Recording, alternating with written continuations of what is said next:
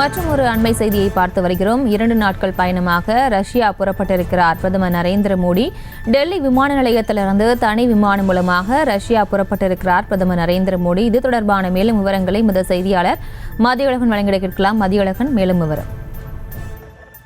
India Russia இடையிலான ஆண்டு உச்சி மாநாட்டில் கலந்து கொள்வதற்காக பிரதமர் நரேந்திர மோடி ரஷ்யா புறப்பட்டிருக்கிறார். 2 நாட்கள் பயணமாக இந்த பயணமானது அமைய இருக்கிறது.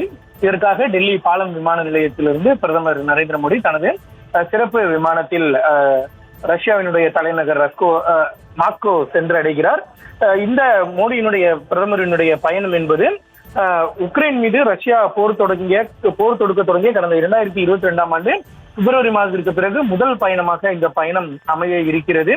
இந்த பயணத்தின் பொழுது ரஷ்ய அதிபர் புட்டினுடனும் பிரதமர் நரேந்திர மோடி சந்திக்கிறார். அப்பொழுது இரு நாட்டு உறவுகள் உள்ளிட்ட பல்வேறு விவகாரங்கள் குறித்து இருவரும் ஆலோசனை நடத்த இருப்பதாக தெரிவிக்கப்பட்டு இருக்கிறது. மேலும் இரு நாட்டினுடைய உறவை மேலும் வலுப்படுத்துவது, பல்வேறு விவகாரங்கள் தொடர்பான ஆலோசனை, ரஷ்யா உக்ரைன் இடையேயான போர் உள்ளிட்ட விவகாரங்கள் தொடர்பாக பிரதமர் நரேந்திர மோடி ரஷ்ய அதிபர் புட்டினுடன் விவாதிப்பார் என்றும் தெரிவிக்கப்பட்டு இருக்கிறது. அதனைத் தொடர்ந்து ஒரு நாள் பயணமாக ஆஸ்திரியா செல்லும் பிரதமர் நரேந்திர மோடி மொத்தம் 2 நாடுகளுக்கும் சேர்ந்து 3 நாட்கள் சுற்றுப்பயணத்தை முடித்துக் கொண்டு இந்தியா திரும்புகிறார்.